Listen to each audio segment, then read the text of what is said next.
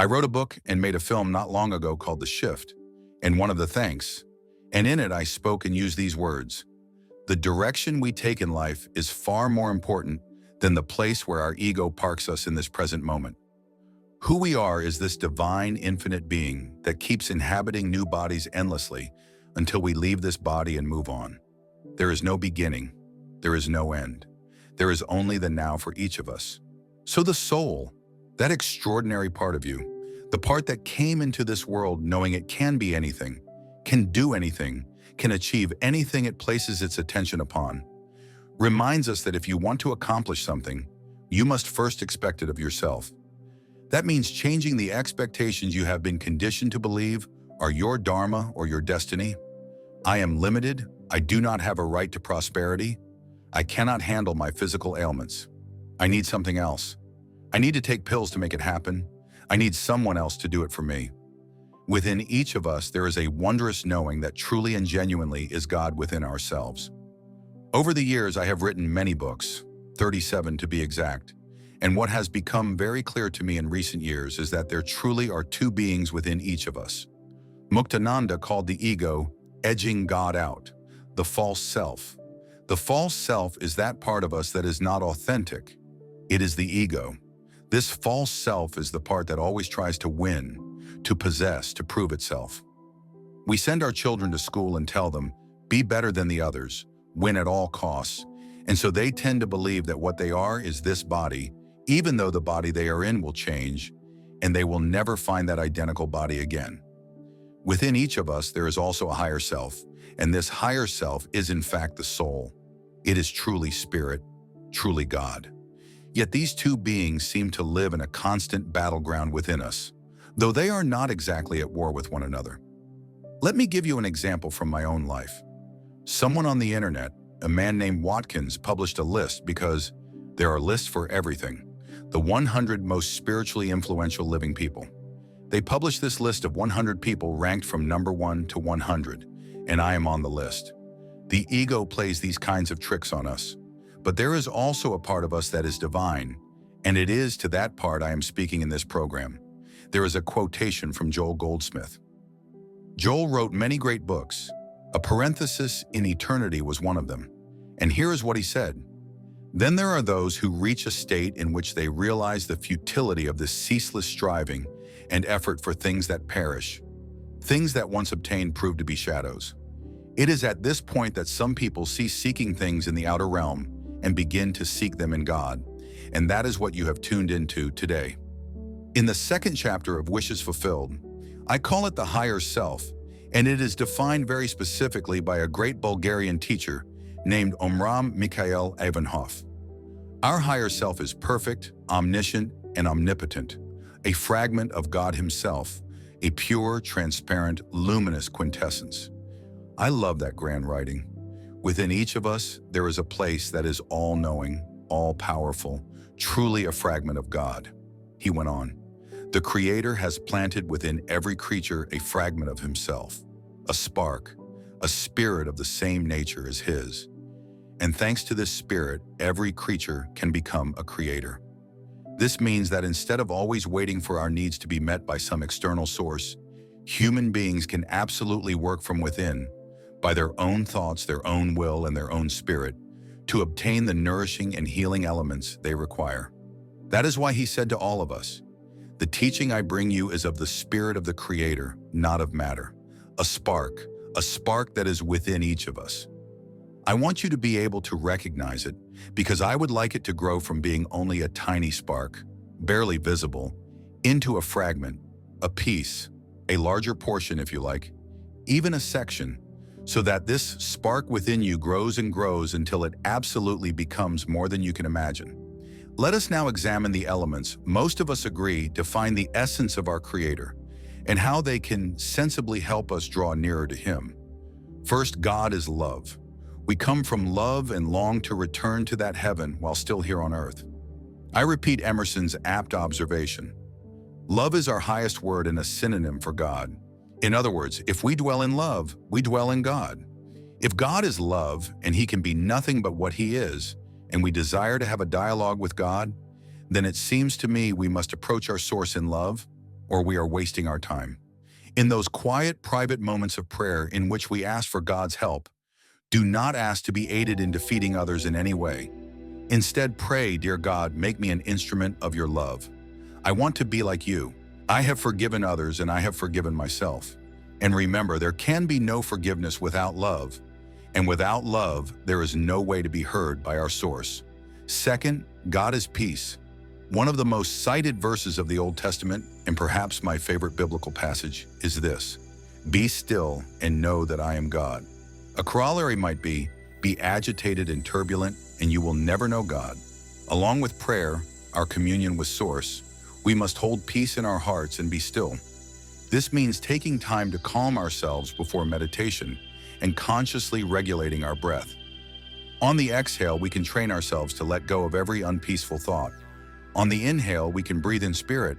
We must continually remind ourselves that all the lack of peace in the world is not of God. It is of the ego.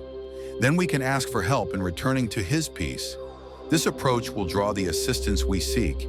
It is all about matching the vibrational energy of our desire for peace with thoughts and behaviors that are consistently peaceful with those desires. Third, God is inclusive. We will not be heard, nor will we receive assistance from our source if we boast of our separation from our fellow beings. When we seek special, individual favors from God, or even when we attempt to speak to our source from that perspective, we are once again living in illusion. If God were to recognize our belief in separation, perfect oneness would not and could not exist. It is impossible for a source that creates everyone and is therefore in everyone to have a dialogue with someone who harbors notions of specialness or separation from others. As we converse with our source, we always seek to be more like it. Therefore, we need to see ourselves as connected with everyone in the universe. When we enter prayer, we can then ask for guidance and help to invoke the inclusive spirit. Make me an instrument of you. Allow me to see you in every person I meet. Help me see myself in others and extend to them first what I aspire to for myself. I have noticed that this is how you are, and I wish to be exactly the same. The key is to transcend the ego-based idea of separation and instead see ourselves as part of the unity of all. As Thomas Aquinas expressed so succinctly, true peace consists in not departing from the will of God. Fourth, God is abundance. As St. Paul once said, God can provide you with all blessings in abundance. Then why is there such apparent scarcity in the world, including people who are starving, living in poverty, and millions who face the ongoing problem of making it to the end of the month without enough money? What I can say with certainty is that God is not to blame. There is more than enough for everyone. After all, we come from a place that knows no lack, and we inhabit a planet with the capacity to grow food and quench the thirst of all its inhabitants many times over.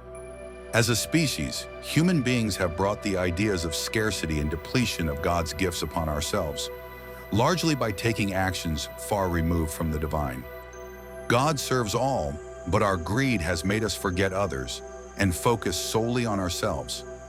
As peoples and as individuals, we have brought want into our lives, and we can only correct this deficiency by becoming more like our spiritual source, ever serving and abundantly generous.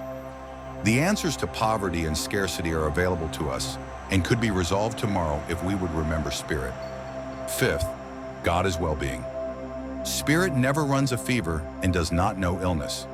Therefore, in my humble opinion, it makes little sense to pray or dialogue with God from the perspective of asking to be healed unless we have a firm understanding of what we mean by the word heal. If by it we mean to overcome an illness or ailment, then I believe we are violating the truth that nothing can be what it is not, including God.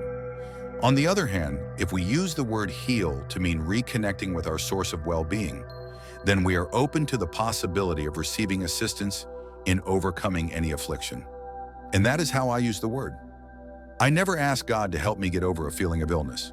Even when I had a mild heart attack 5 years ago, I asked to be made an instrument of God's well-being. I recognized that my body had assumed a state of unwell-being, whether because of my lifestyle, my diet and habits, or the toxins I breathe. Whatever it was, it did not come from God. It came from me in this physical world. I prayed to be reunited with a stream of well-being. I knew I was a part of God and that it was as easy for Him to heal a cut on my finger as to restore my heart to a healthy state. Knowing the healing power of God was within me, I simply needed to help my body remember. When we draw on this power from that invisible part of us, it is so hard to define. We call it a belief or a thought, or we call it soul or spirit or whatever. That invisible part of you truly determines everything about your life. You begin to ask yourself, how can I apply awareness to these thoughts? And how can I use my mind to make my life everything I want it to be? To bring into my life the things that matter to me, to improve the quality of my relationships, to have the success I believe I deserve? There comes a point when you know that every thought you have has the potential to materialize in your life, to take form. You begin to be extremely cautious about holding any thought in your mind that does not serve you, and you wonder why you would keep harboring such thoughts. I remember a story of a woman who came to see me once and told me how miserable she was because she was married to an alcoholic. I asked, what is happening? She said, well, he slurs his words, he repeats himself, he smells bad, and it is simply horrible to be around him. I said, let me see if I understand. You have described this scenario and said you are married to an alcoholic, and the alcoholic slurs his words, repeats himself, smells bad, and sounds foolish. That is exactly what every alcoholic I have known does. So we have an alcoholic behaving exactly as you would expect an alcoholic to behave. Now we have you, who are married to someone you label an alcoholic, expecting him to be sober. Who is being irrational here? The alcoholic, who does what is expected of him, or you, who expects someone to be other than what you have identified him to be? He is what he is. And why would you keep thoughts in your mind that are making you miserable? Thoughts that will only expand the misery in your life simply by holding them? Why not change those thoughts and tell yourself that if you fight for your misery, the only thing you will get is your misery? You must understand that, and you are defending it all the time, going around telling people how miserable you are. So you must be very careful about that. I suggest to all of you that whatever situation you find yourselves in, being unable to do something, facing a major obstacle, a relationship problem that does not work, or whatever is happening with a particular employee, or how you are approaching something in your business, pause for a moment and examine what belief is underpinning that behavior. The ancestor of every action is a belief, a thought. Then work on re-examining that. I have done it so many times in my own life with things that may not seem important to others, like my wife not understanding why certain aspects of my tennis game, which I practice every day, challenge me so much. I grew up with the belief that I could not hit a backhand, and for 10 years I told myself I did not have a backhand, that I could not hit one. Then I began to change that belief. It was not just that I practiced and practiced, I started to visualize myself doing everything necessary for the backhand to work for me. I began to do the same with my serve. I began to do it with a drop shot.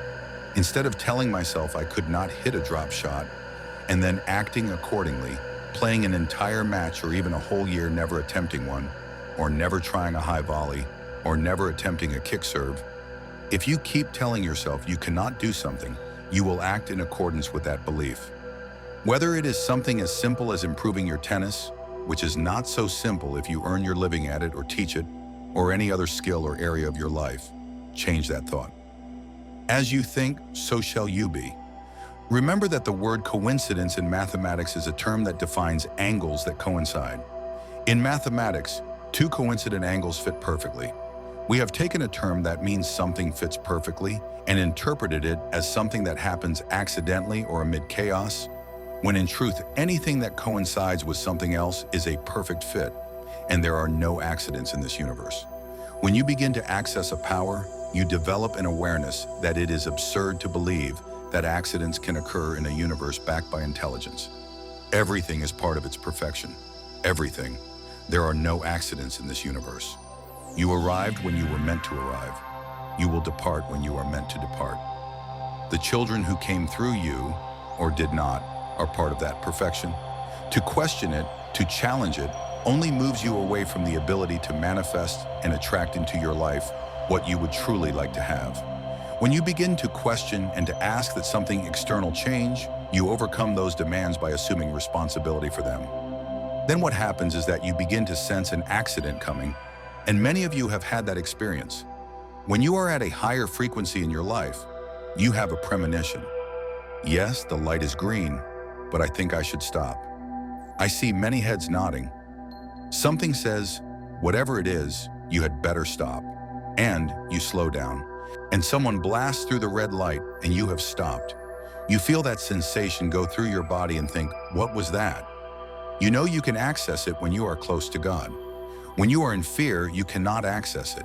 If you do not believe that what you give you receive, then next time you see someone downcast, simply smile, say hello, be kind to that person, and you will see that what you send out is what returns.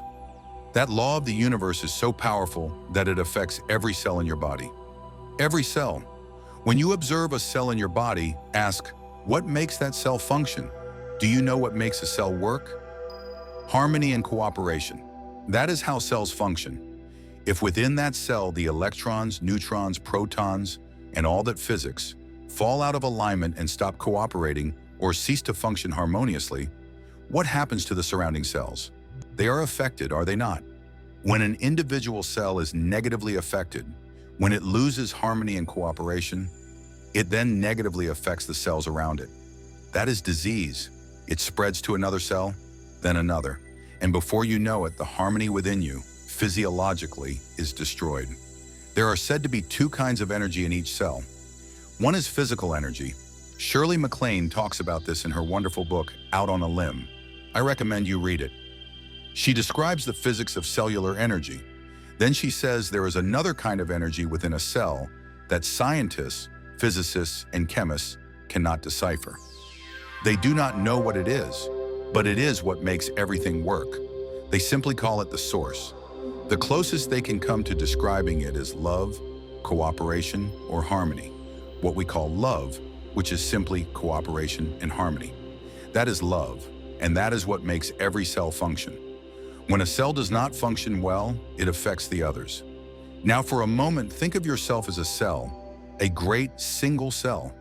If one of us, as a cell, goes out of control, veers off course, does not function properly in some way, does it not affect the cells around us? One malfunctioning cell can affect all the cells around it. It is merely a growth process. Imagine larger and larger cells. But when you consider the full size of our universe, which is infinite, a concept we cannot begin to grasp, and uncaused causes, then you are as small as one of those tiny cells within you. If you spin out in some way, you affect those around you. And if our planet, which is only another cell among billions upon billions of other cells, goes out of control, if we stockpile enough weapons, commit enough killings, generate enough hatred as a people, then we will affect not only everything down to the tiniest cell, but all the cells of our planet, our universe. And this reverberates forever. Look, I have begun sending my books out as parables to all the influential people in the world, in every field. In the last 2 weeks, I believe our mailing list surpassed 4,000. I do this at my own expense, signing and sending them to government leaders, medical leaders, educational leaders, celebrities, people associated with different religions, and so on. I am simply sending them. Many times when you mail things to a large list, some come back. Understand karma, how our universe works. In every obstacle you encounter in life, there is an opportunity. Every obstacle you have is a hidden opportunity. Seeing it as such, instead of something to complain about or a reason to call your lawyer or get angry, is to see an opportunity in every setback you have in life, including whatever you are suffering right now. Whatever it is, there is an opportunity within it. Look for the opportunity. Look for the potential to discover what you are made of instead of discovering what you can also say. See, I told you things would not work out for me. When I send these books, perhaps 100 come back. You send 4,100 come back. That's a good day. Fine, only 100 returned. Most people who send out free things and get some back will say, well, this is not working. Some are being returned. I received 100 back, and for me it is like, how can I find that person? That is a test for me, a test from the universe that asks, what are you made of? Are you going to give up and not look for that person, or are you going to find them? Because that is how you discover what you are made of. That is what I do with all of it and always have.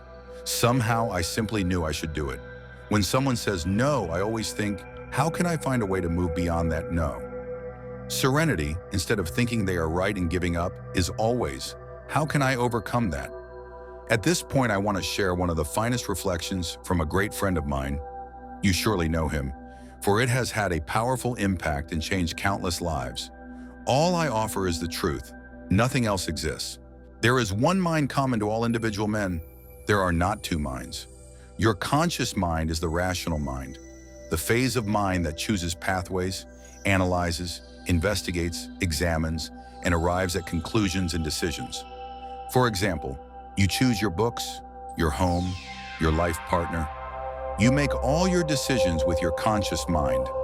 On the other hand, without any conscious choice on your part, your heart continues to beat automatically, and the processes of digestion, circulation, and breathing are carried out by your subconscious mind through processes independent of your conscious control.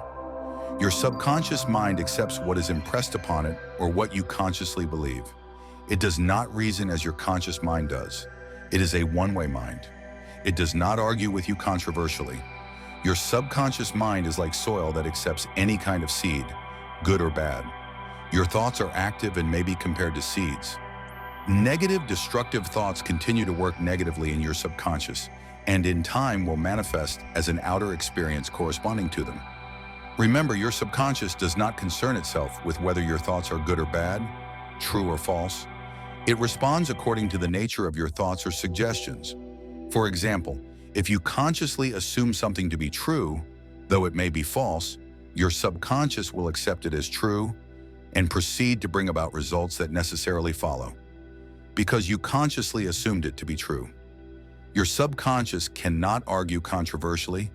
Therefore, if you give it wrong suggestions, it will accept them as true and proceed to manifest them into conditions, experiences, and events. Your subconscious is often referred to as your subjective mind. Your subjective mind takes cognizance of its environment by means independent of the five senses. Your subjective mind perceives by intuition. It is the seat of your emotions and the storehouse of memory. Your subjective mind performs its highest functions when your objective senses are at rest. In brief, it is that intelligence which manifests when the objective mind is suspended or in a drowsy state. Your subjective mind sees without the use of natural organs of sight. It has the capacity for clairvoyance and clairaudience. Your subjective mind can leave your body, travel to distant lands, and bring back information often of a very exact and truthful nature. Through your subjective mind, you can read the thoughts of others, read the contents of sealed envelopes and locked safes. Your subjective mind has the ability to pick up the thoughts of others without the use of ordinary objective means of communication. It is of the utmost importance that we understand the interaction of your objective and subjective minds to learn the true art of prayer. When your conscious and subconscious minds function harmoniously and peacefully, when they work together in unity and harmony, the result is harmony, health, peace, joy, and happiness. All the evil, pain, suffering, misery, war, crime, and disease in the world are due to the inharmonious relationship between your conscious and subconscious minds. Remember, we have said your subconscious is impersonal and non-selective. In the Bible, it is said that the husband is the head of the wife. The husband in the Bible is your conscious mind, and the woman is called the subconscious. That is not true from a literal standpoint, but it is true psychologically. Your subconscious is controlled by your conscious mind. It is susceptible to suggestion and governed by it. Thus, the woman, your subconscious, is subject to the man, or mind, your conscious mind, in all things. That is true only psychologically. Whatever your conscious mind assumes as true, your subconscious accepts. Your capacity to imagine and feel, and your freedom to choose the idea you will entertain, gives you power over all creation. Do not dwell on the imperfections and shortcomings of others, nor on their weaknesses or deviations. Why? Because what you think and feel about another, you create in your own mind, body, and circumstances. Ask yourself, would I like to live with what I am thinking and wishing for the other? If the answer is yes, you are on the right path. Remember, your thought is creative, and what you think about another you are also creating in your own pocketbook and in every phase of your life. What you do not want done to you, do not feel, is being done to you or to another. Neither chance nor accident is responsible for what happens to you, nor is predestined fate the author of our fortune or misfortune. Your subconscious does not care about the truth or falsity of what you consciously feel or believe to be true. Select only that which is true, beautiful, noble, and divine, and your subconscious will reproduce accordingly. The Bible says, "Believe that you have it now, and you shall receive it. All things whatsoever you pray and ask for, believe that you have received them, and you shall have them." That is a psychological law. Assume the mood that would be yours if you had realized your desire, and by doing so, wonders will begin to happen in your life. Edison discovered, or rather intuited, that the voice caused wave currents in the atmosphere and reasoned that such currents could reproduce the voice. The idea came to him that since your voice produces waves, those waves could reproduce that voice. That is, believe you have it now, and you shall receive it. Thus he developed the phonograph. The idea came from his subconscious mind. Your subconscious is your friend. It seeks to heal you, to restore you. If someone presents you with a false deal, there is something within you that warns you. Your subconscious is signaling you. Its hints, urgings, whisperings are always for life. It seeks to heal you. If you cut or burn yourself, it seeks to reduce the inflammation. It gives you new skin and tissue.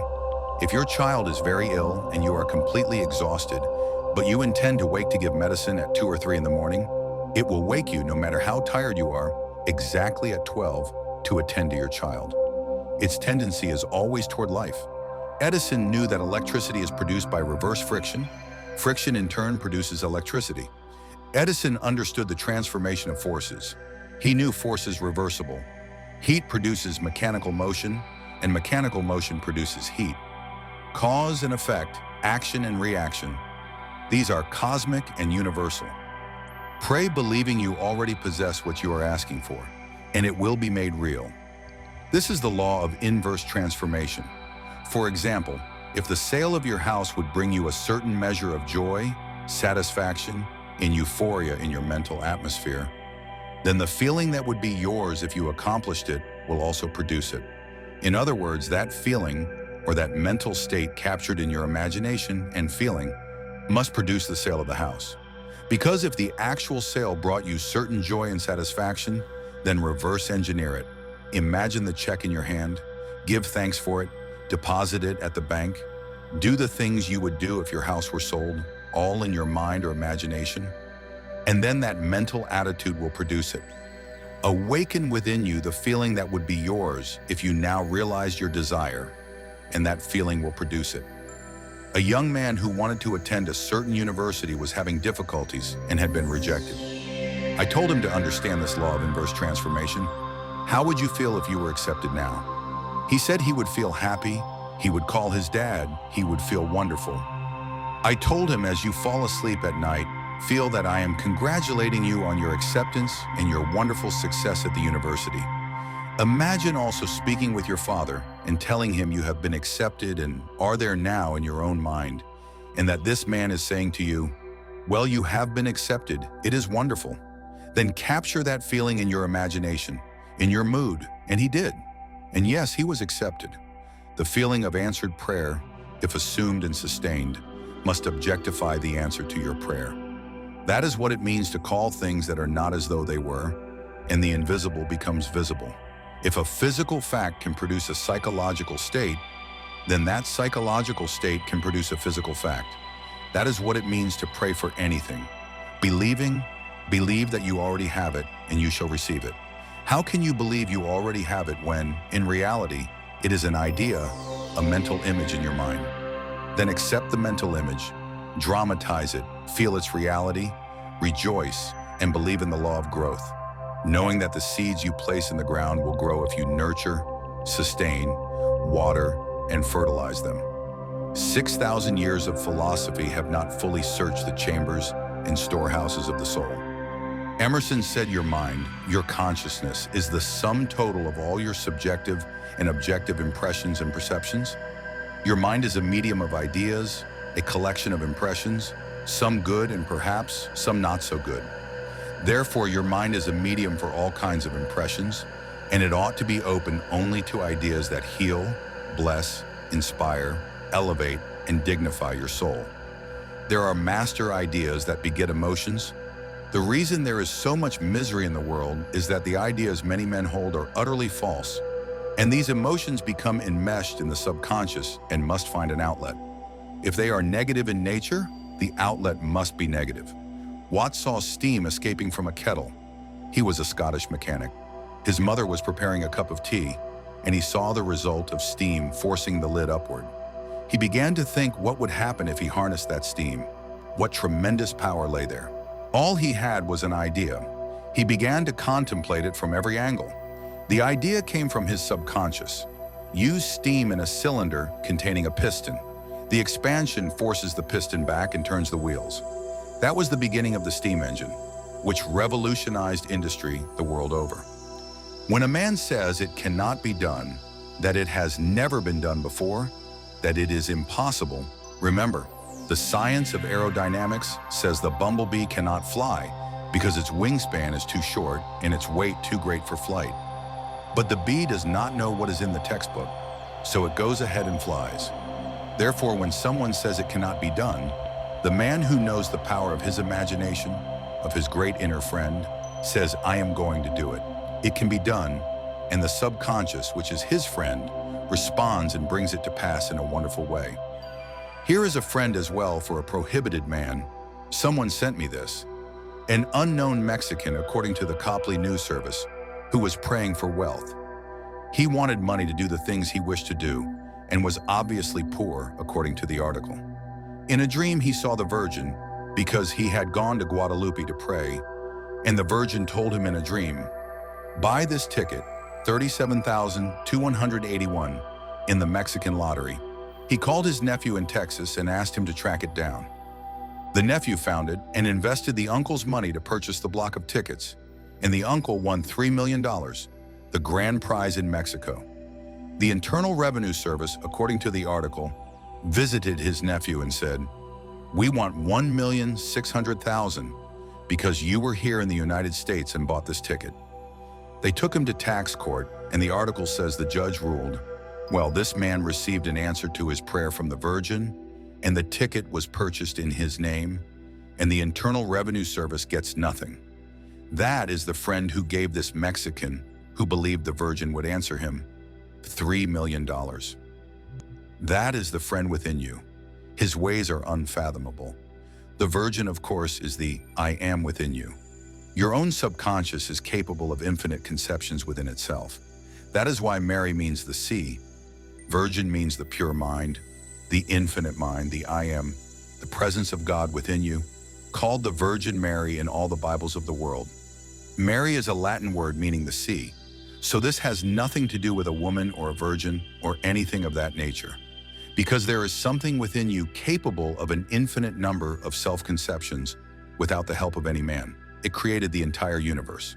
For example, the tree outside your door is an immaculate conception, so the whole universe is an immaculate conception that issued from the mind of God. He had no one to help him because God is all there is, and therefore only God can make a tree. That is the Virgin within you. Now, although he had blind faith and thought he was praying to a virgin, his subconscious responded, because your subconscious responds whether the object of your faith is true or false, and that is very interesting to know. It will respond also to blind belief. Within your subconscious, there is an intelligence and wisdom that comes to your aid in emergencies when a direct demand is made upon it. There are many, many instances in which scientists, for example, have received answers to their prayers when no other answer could be obtained.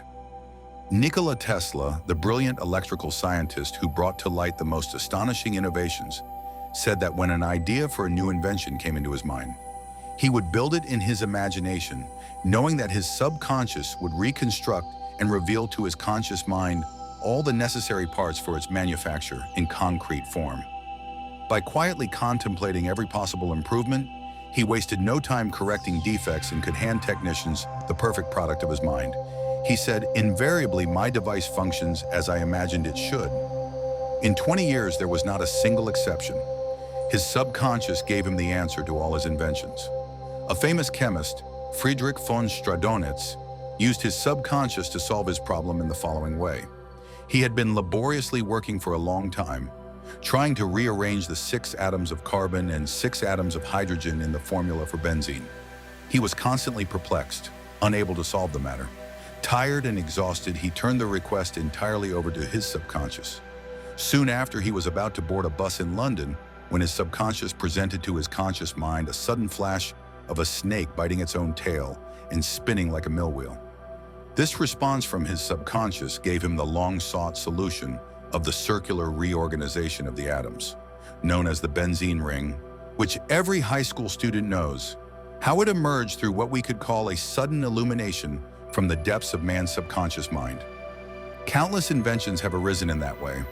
The Bible says, "I, the Lord," referring to your subconscious mind, "will make myself known to a man in a vision and will speak to him in a dream."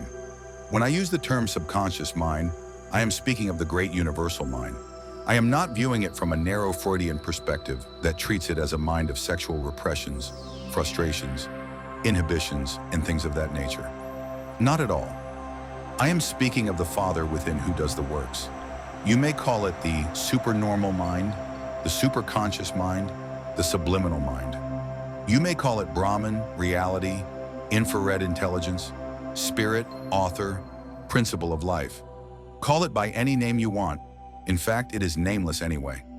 But it is that subjective depth within you, that subjective wisdom and intelligence that controls all your vital organs when you are fast asleep, and that at times responds to your prayer in a dream, in a vision of the night. There are numerous references in the Bible to dreams, visions, revelations, and warnings given to men during sleep.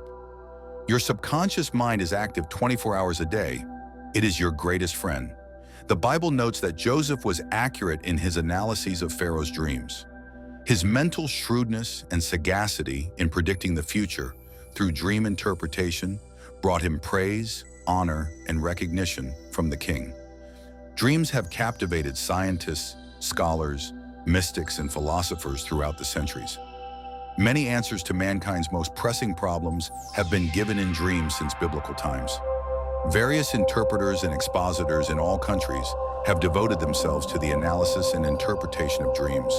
Freud, Jung, Adler, and many other distinguished psychologists and psychiatrists have studied the symbols represented in dreams and, by interpreting their meaning to the patient's conscious mind, have freed hidden phobias, fixations, and other mental complexes. Your dreams, of course, are projections of the content of your subconscious mind. In many cases, they respond to your problems and warn you about investments, travel, marriages, as well as the traps of daily life. Your dream is the dramatization of your subconscious mind. It is not fatalistic. You mold forms and shape your own destiny with your thought and feeling. Anything in your subconscious mind is subject to change. And when you know the laws of the mind, you predict your own future. You can fill your subconscious mind with the truths of God and drive from your mind everything that is not divine, because the lower is subject to the higher. Your subconscious is subject to the conscious mind. That is the husband, you see, who has authority over the wife in biblical language.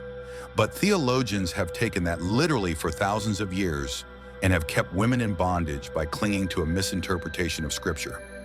Once I received a phone call from a woman in New York City saying that her husband had told her before his transition that he planned to withdraw a large sum of money from his private safe deposit box and invest it in a foreign country to obtain higher returns.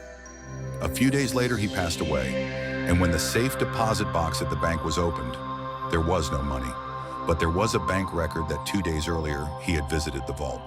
There was no trace or record of any investment, and a thorough inspection of his desk revealed no clues. I suggested that she submit the request to her subconscious mind, which knew the answer, but that only it knows the answer and would reveal it in its own way. She prayed as follows: "My subconscious mind knows where my husband hid that money, and I accept the answer and implicitly believe that the solution will come clearly to my conscious mind. She quietly reflected on these words, knowing they would be imprinted upon her subconscious, thus activating its response. She had a very vivid dream in which she saw a small black box hidden behind the portrait of Lincoln on the wall of her husband's study. In the dream, she was shown how to press a secret button that could not be seen with the naked eye.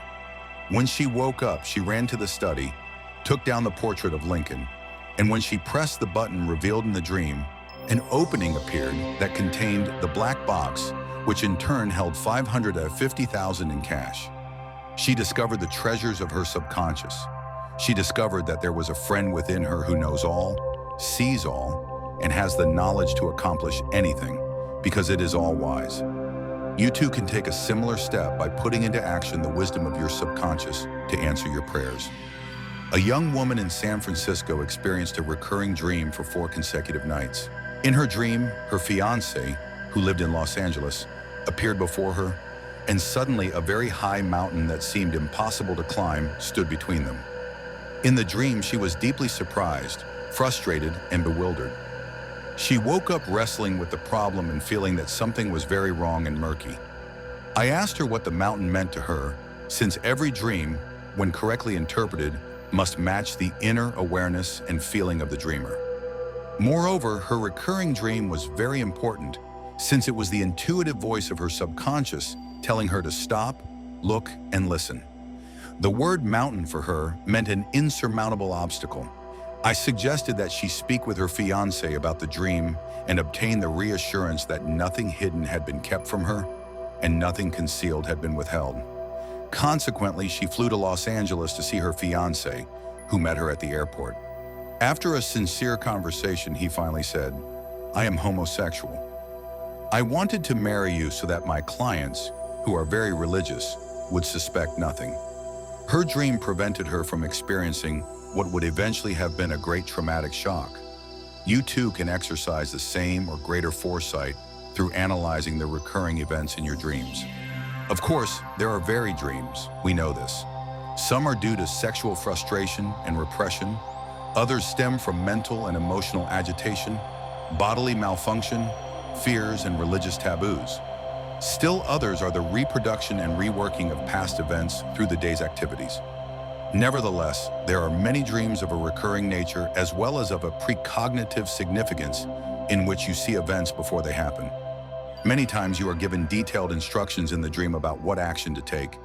There is a wonderful power within your subconscious, intelligence and wisdom that man can use. You may be religious, agnostic, or atheist, and still you can experience this infinite intelligence and wisdom working for you, because you do not need a creed. If you invoke it, it will respond to you just as it does to the Oriental or to the agnostic. It is impersonal, it shows no favoritism. You can call it a superhuman intelligence if you wish, or as I have said, a subliminal or subjective mind, or the I am as they call it in India. But the point is that the presence of the infinite is within you, in your own subjective depths. It is also a law. It is there, and we should use it. It works while you sleep. The German proverb says, "The night brings counsel." You know that your body does not rest. Your heart and all your vital organs are working while you are fast asleep. Your conscious mind is at rest. You withdraw from the vexations and strife of the day. But 2/3 of your life are controlled by the third spent in sleep. With what do you go to bed each night? Go to bed feeling that you are a great success, that you are absolutely extraordinary. If you have a problem, contemplate the solution. Say, "Infinite intelligence gives me the solution. I accept the answer. It comes to me in divine order." Then that subjective self of yours corrects the errors of the day and anchors your thinking in the supreme intelligence within you. In other words, the ancient Hebrews said that you share in the wisdom and foresight of the gods when you are fast asleep, because healing currents are released while you sleep. The Bible says, "He gives his beloved sleep.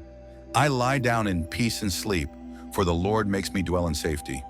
Arthur R., a great industrialist and business magnate, when he has a conference and there is a very important decision to make, closes his eyes, relaxes, "Let's go, let's go, let's go," and his associates do the same. They become calm and still. What he is supposed to think is that there is an infinite intelligence within them that knows the answer, that knows what is best for the organization, that knows what the right decision is, because there is nothing it does not know.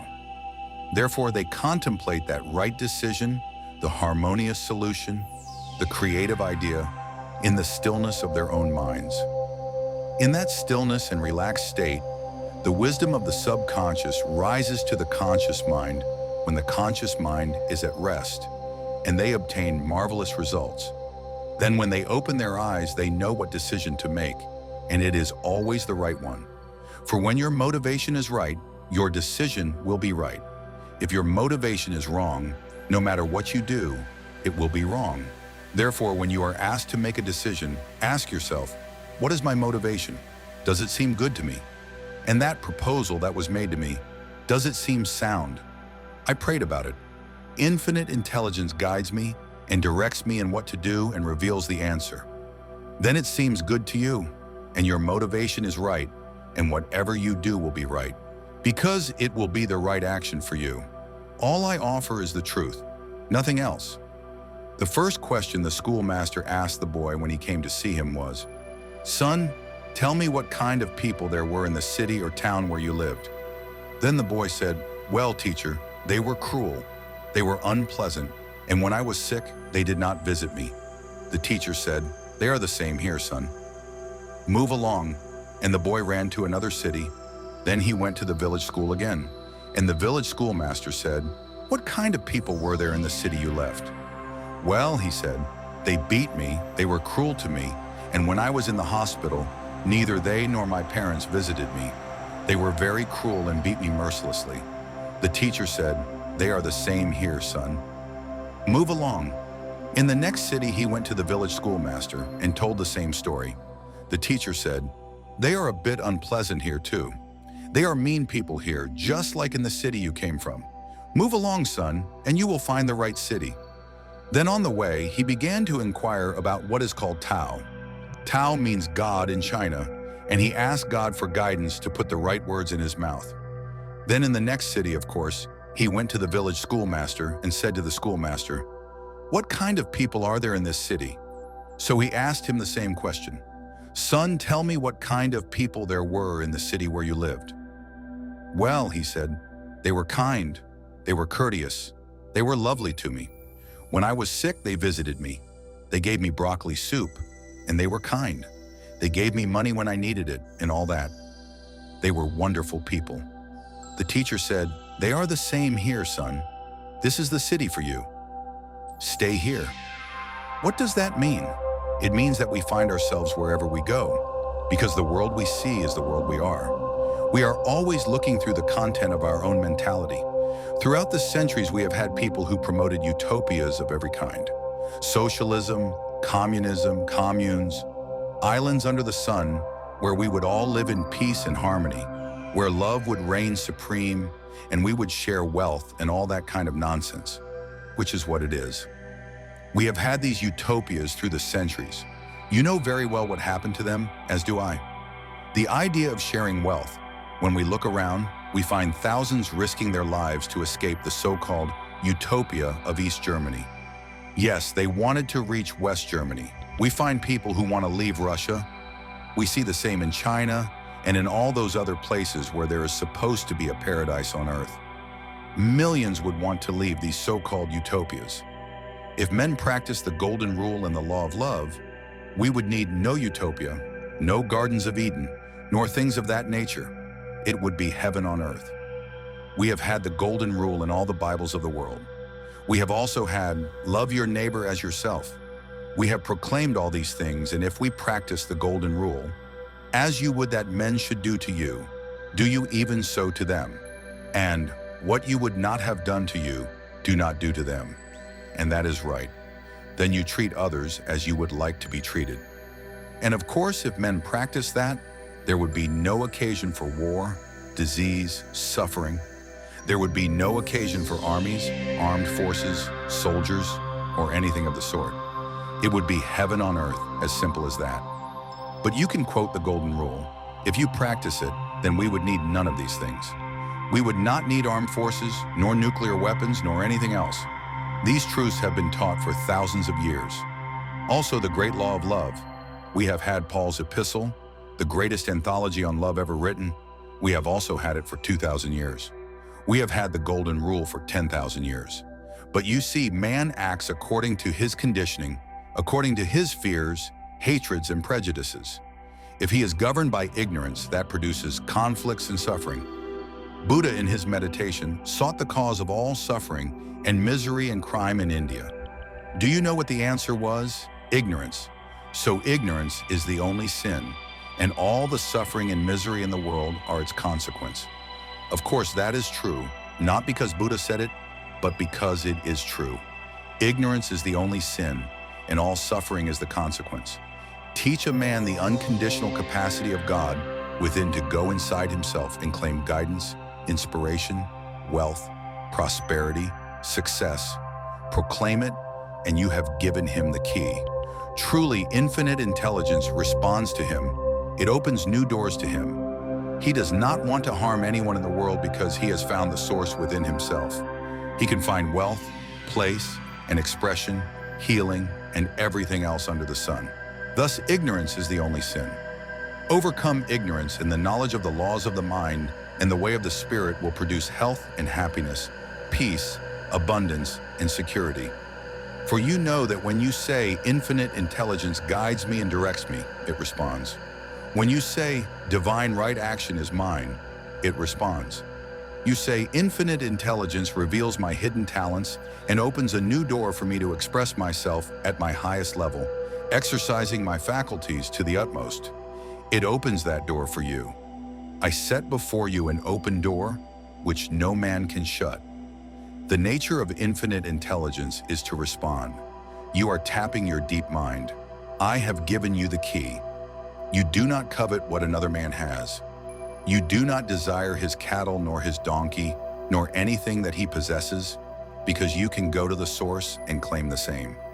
Whatever you claim and feel is true, Spirit will honor, validate, and execute. This eliminates all envy, hatred, and everything else.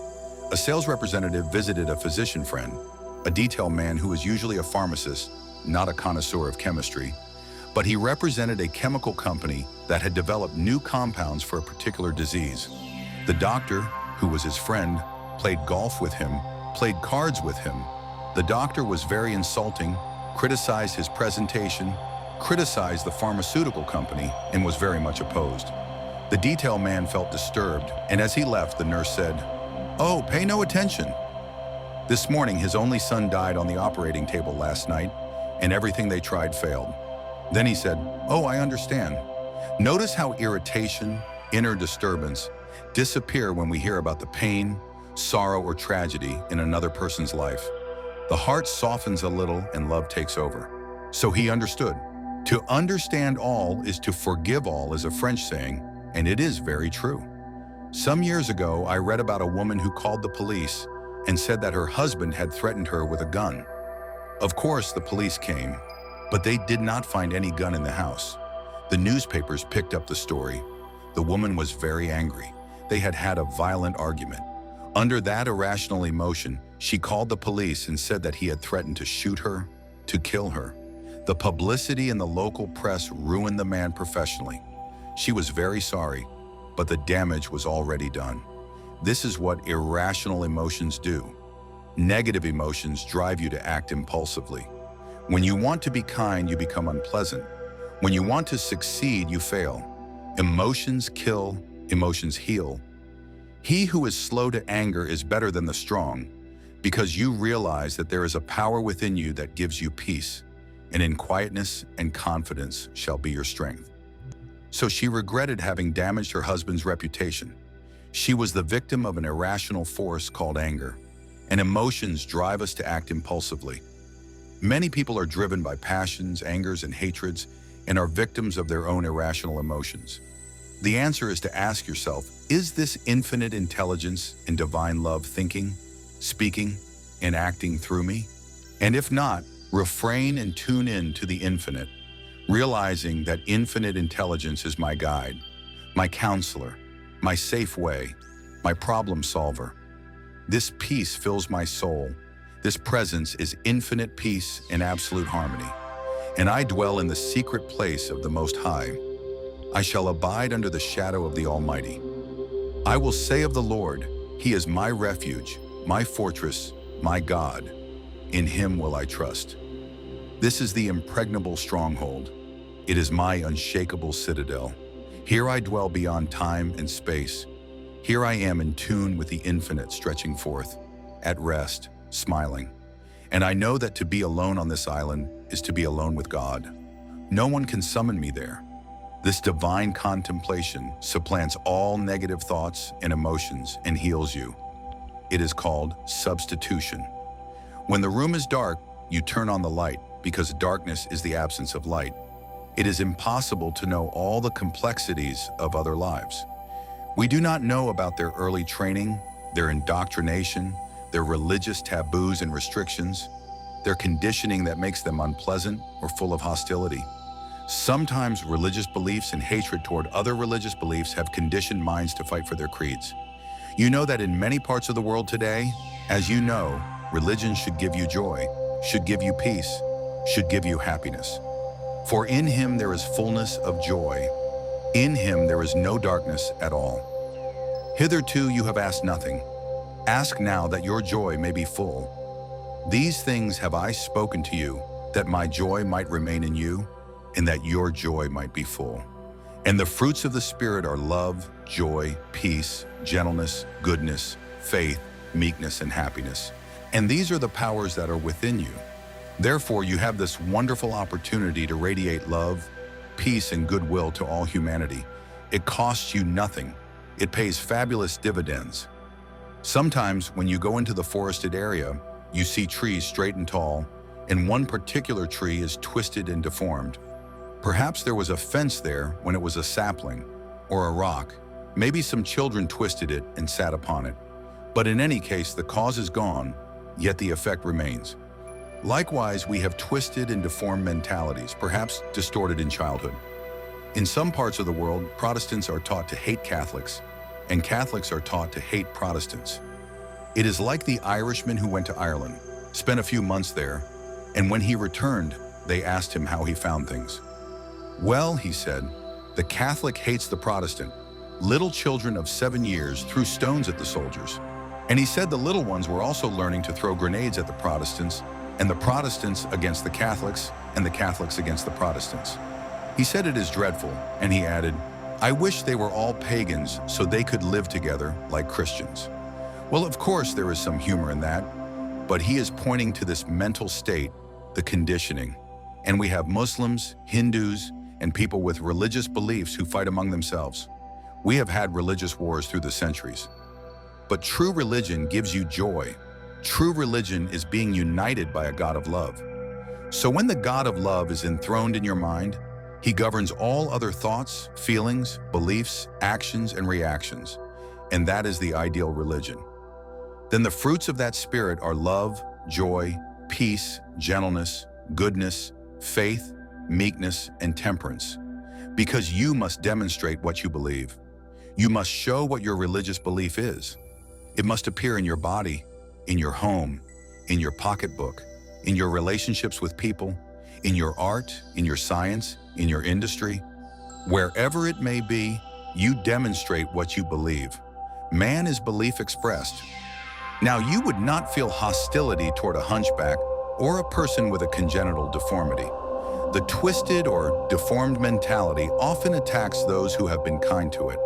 The reason is that their inner peace, serenity, tranquility, and poise stand in stark contrast to that person's own state of restlessness, and therefore he unconsciously wishes to drag them down into his disturbed mental state. He would deny it, but nonetheless it is absolutely true. Misery loves company. Why should they be so happy and at peace when I am so miserable? So he likes to pull you down to his level. Never entangle yourself in the negative mental vibrations of others. Do not let them drag you down. If you do, then you are contaminated by that negative and destructive mood. Judge not, that you be not judged. For with what judgment you judge, you shall be judged. and with what measure you meet, it shall be measured to you again. We can all avoid mental pain, anxiety, and tension by stopping judgment in our minds. Marcus Aurelius said 2,000 years ago, "Where there is no opinion, there is no suffering. Where there is no judgment, there is no pain." So if you have no judgment, you have no pain. If I have one white sock and one black sock on the platform, and you see it and it upsets you, who is disturbed? You are disturbed. I do not even know I have them on. You are disturbing yourself. You are the cause of your own suffering. If you are upset by what a politician, a president, a senator said or did not do, who is suffering? You are. And of course, you know you are the cause of your own suffering, according to the judgment or decision reached in your own mind. Therefore, you are the cause of it. Let your opinion be at peace. If the cucumber is bitter, do not eat it. If there are brambles or thorns in the path, avoid them. Then without judgment, there is no suffering. There is nothing hidden that shall not be revealed, nothing covered that shall not be known. So if you become excited and agitated by what a columnist said in the morning paper, well, he has the freedom to write that. And you have the freedom to write a constructive letter that refutes it all and tells him all the reasons you disagree. But you are emotionally mature, or at least you should be spiritually mature, and you realize that he is writing from his own point of view, and you have perfect freedom not to agree with him. You also have the freedom to write a constructive letter to the senator, to the congressman, or to the council members, as the case may be, and tell them what you think and what you believe, and why a criminal should not be released on some technicality, and why a rapist should not be released on some technicality either. You can do all these things constructively, but if you become emotional and agitated about it, you are looking for trouble. And whose trouble is it? It is yours. Who is hurt? You are. They are dancing under the midnight stars and flourishing like the green tree planted by the water. Do not prick another person's ego. There is no point in deflating it. Perhaps his idea is silly, but all you will do is generate hostility. You might say, "Your idea is interesting. We should explore it." This is my idea. It may not be better, but I see it this way. You respect the other person, and he will in all probability show you some respect because you show him respect. We are all children of the Most High. You are a child of the infinite, a child of eternity. He who humbles himself shall be exalted. He who exalts himself shall be humbled. So you do not go around trampling people and saying, "Well, I believe this, and you must believe it too. This is my opinion, and you must accept it." You say, "I let the infinite speak through me. The words are given me by the higher self within me. The words of the infinite are given to me in that hour, and I will receive them. They will be words of wisdom, truth, and beauty. Radiate love, peace, and goodwill to everyone at the conference, to everyone at the meeting. Show respect for them all, and simply present your idea. But do not ridicule or prick another person's ego or deflate it, because all you will do is make him resent you and become antagonistic. And that will do you no good, nor him either. Respect him. He acts according to his level of mentality. Trust the infinite to guide and direct you. A husband used to come home and criticize his wife, her hair, the food, the way she was raising the children. She would begin to weep copiously, and the tears gave him satisfaction. Because you can be sadistic with your tears. Not only with your tears, but also with your words. You can launch into a day of weeping and say, "You are killing me. You are causing me a heart attack, and you are the cause of all my suffering," because you want to practice emotional blackmail. You are trying to make the other person do what you want at that moment. You are selfish, tyrannical in your mental attitude. It is called emotional blackmail. Do not yield to that. There are tears of kindness, yes, but there was a man who criticized his wife and wrung tears from her, and that is what he wanted. So I said to the wife, "Wake up and tell him he can no longer disturb you with his remarks." But he got satisfaction from that, and then she said to me, "I am on to your game. Your criticisms can no longer disturb me, because it is the movement of my own thought." I turn to the infinite, who is my guide and my counselor. I will sing a hymn. I will vacuum the floor. I will go for a walk. I will tune in to him who alone lives in the hearts of all men. Then she did not feel disturbed or upset, and he no longer got pleasure from it. He stopped doing it. So it was not what he said, it was what she thought about it. It was the movement of wrong thought. The suggestions, statements, and actions of others have no power to disturb you. It is the movement of your own thought that does it. Paul says, "None of these things move me." There are those who enjoy being hurt by others. There is the Irish woman who was beaten by her husband. He would come home drunk and beat her. Eventually, he beat her so much that he was arrested by a policeman, Bobby, as they call the police in England, and he was arrested. The judge asked the woman in court, "Have you anything to say before we pass sentence on your husband?" "Oh," she said, "Your lordship, I love him so much." The judge said, "Madam, you do not know what love is.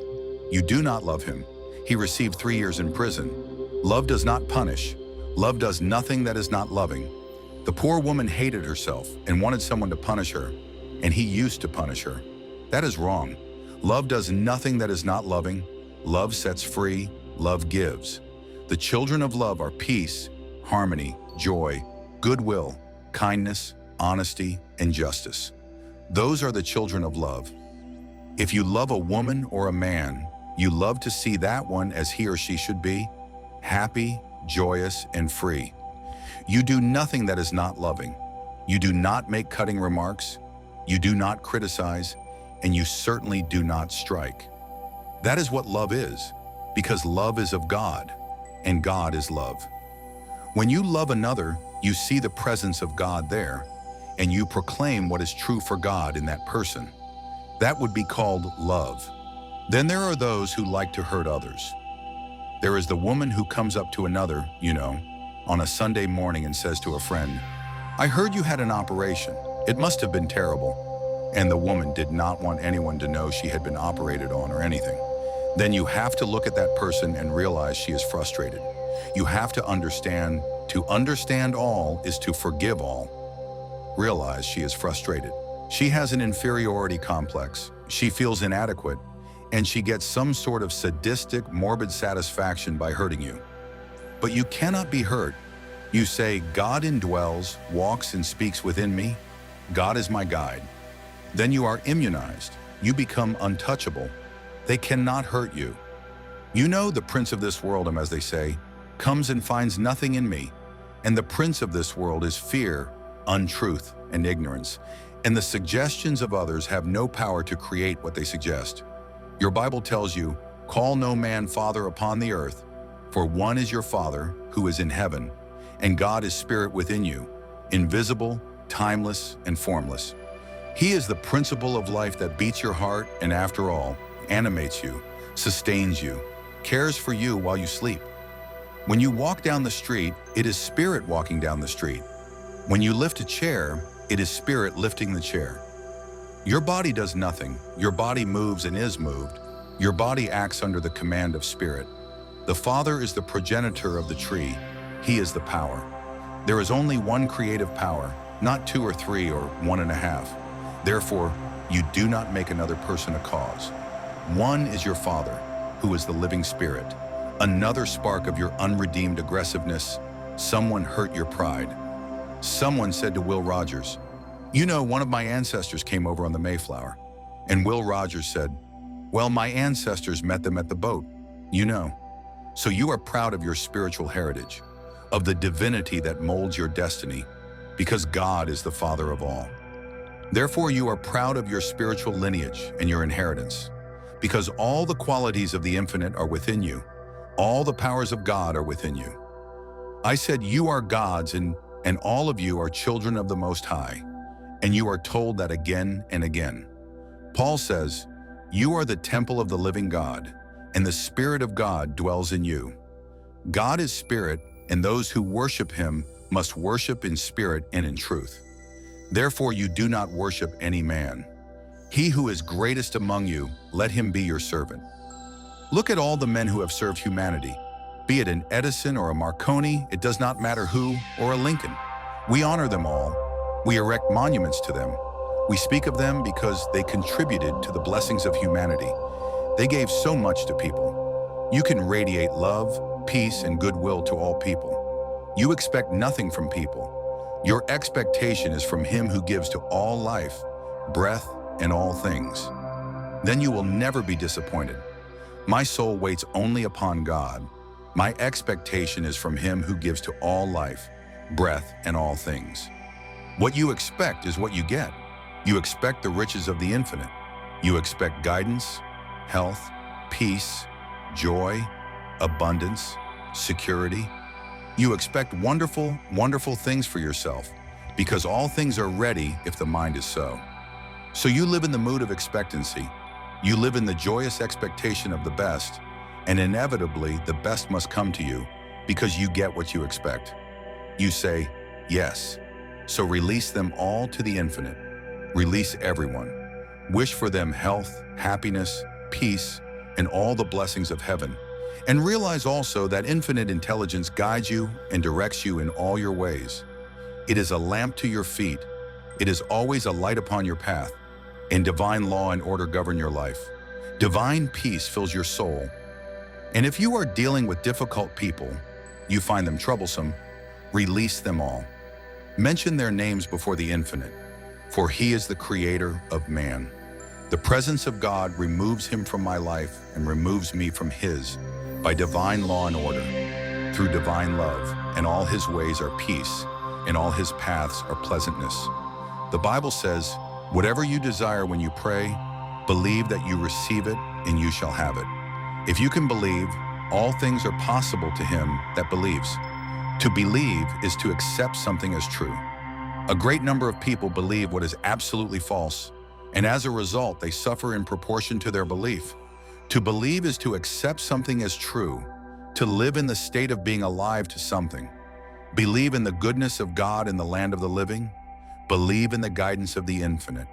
Believe in the riches of the infinite. Believe in a God of love who cares for you, sustains you, and strengthens you. According to your beliefs, it shall be done unto you. If, for example, you believe Los Angeles is in Arizona, and you address your letter accordingly, it will go astray, remember? But to accept something is to accept it as true in your mind. Believe in the goodness of God in the land of the living, and all your ways will be ways of peace, and all your paths will be paths of pleasure. Having reached this point, have you not seen this other reflection by Joseph Murphy? I would not miss it.